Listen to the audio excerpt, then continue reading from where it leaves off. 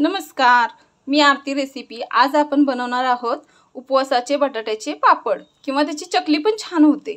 तर त्यासाठी आपल्याला साहित्य लागणार आहे बटाटा, चवीनुसार मीठ, लाल तिखट पण आपल्याला जसं आवडेल तसं टाकायचे, नाही टाकलं तरीही चालतं, पण थोडंफार टाकलं की चव छान येते।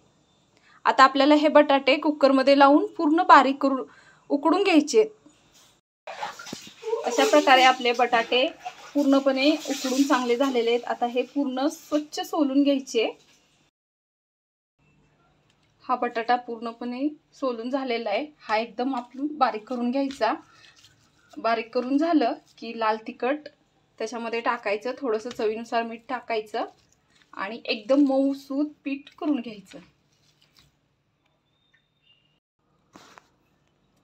ह्याच्यामध्ये चवीनुसार मीठ घालायचे आणि लाल तिखट घालायचे, आपल्याला लागेलच।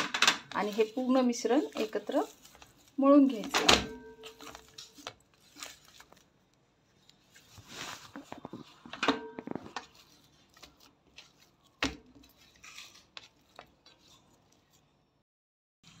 अशा प्रकारे आपला बटाट्याच्या गोळ्याचा हे गोळा पूर्णपणे मळून तयार झालेला आहे।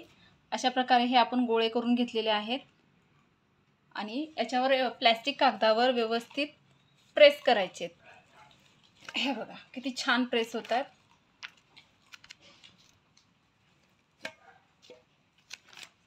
प्लास्टिक कागद फक्त मध्ये ठेवायचे आणि प्रेस करायचे।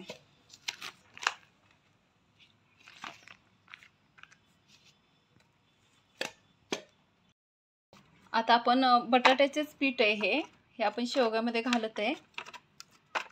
पूर्णपणे घालून घ्यायचं। हे आपण असं पूर्ण शेवगामध्ये बटाट्याचे पीठ जे आपण मळून घेतले ते घालायचं।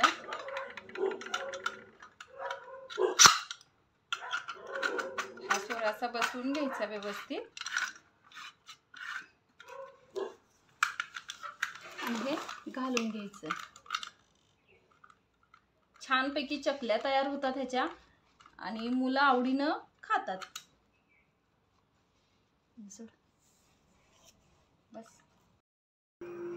अशा प्रकारे आपले बटाट्याचे पापड, कुरड्या, चकली तिन्ही आपण बनवलेला आहे, तयार केलेले आहे आणि हे छान आपलं बनवून तयार झालेलं आहे। आता ह्याला उन्हामध्ये कडकडीत उन्हात 2 दिवस चांगलं वाळवायचे।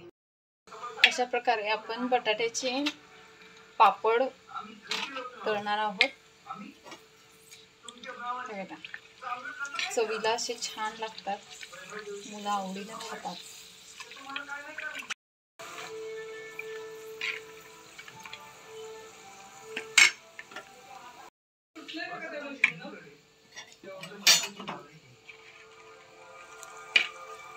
अशा प्रकारे आपली बटाट्याची कुरडी चवीला फार छान लागते। हे बघा